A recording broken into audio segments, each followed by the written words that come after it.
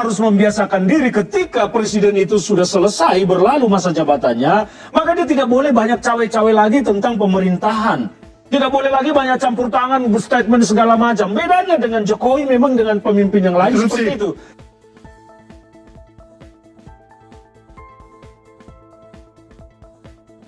Tidak bersama PDI Perjuangan lagi, tapi sudah dipecat dari PDI Perjuangan.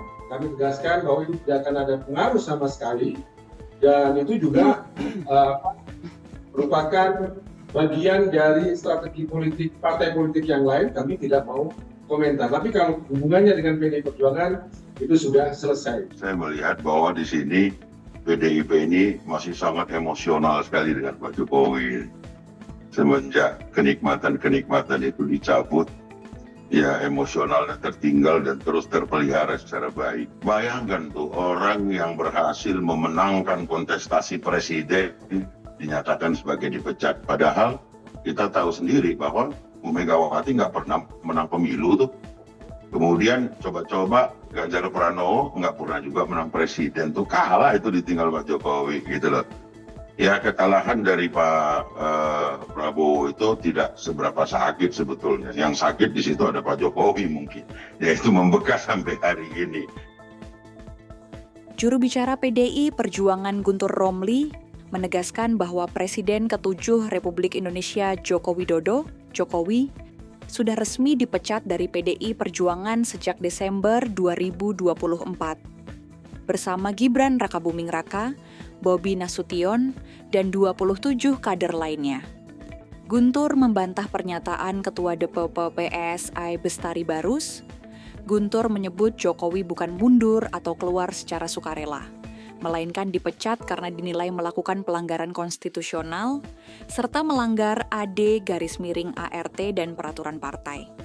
Saya koreksi judulnya, Jokowi bukan hanya tidak lagi bersama PDI Perjuangan, tapi Jokowi sudah dipecat oleh PDI Perjuangan bersama Gibran, Bobi pada Desember 2024 karena pelanggaran konstitusional, pelanggaran terhadap peraturan partai, kata Guntur.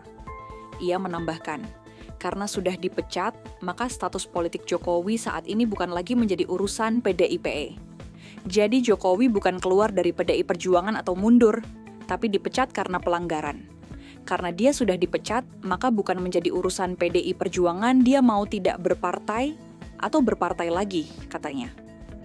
Guntur juga menyentil pendukung Jokowi yang dulu menolak label petugas partai saat Jokowi masih di PDIPE. Cuma mau mengingatkan, dulu pendukung Jokowi tidak mau Jokowi disebut petugas partai. Saat bersama PDI Perjuangan, itu ejekan katanya. Maka dengan Jokowi masuk partai hanya untuk kepentingan elektoral partai itu, artinya ludah dijilat di sini, ujarnya. Ia pun membedakan peran Jokowi di PDIP dan PSI. Menurut Guntur, dulu Jokowi sebagai petugas partai bekerja untuk kepentingan rakyat dan negara. Sedangkan di PSI, ia menyebut Jokowi hanya berstatus jongos partai, yang bekerja semata untuk kepentingan elektoral partai. Bedanya petugas partai Jokowi sebagai orang partai, PDI Perjuangan, ditugaskan untuk kepentingan rakyat dan negara. Jongos partai, Jokowi sebagai orang partai, PSI, hanya bekerja untuk kepentingan elektoral partai. Itu saja, katanya. Pernyataan Guntur ini merespons rencana PSI, yang akan segera menyematkan jaket partai kepada Jokowi sebagai tanda resmi menjabat Ketua Dewan Pembina PSI.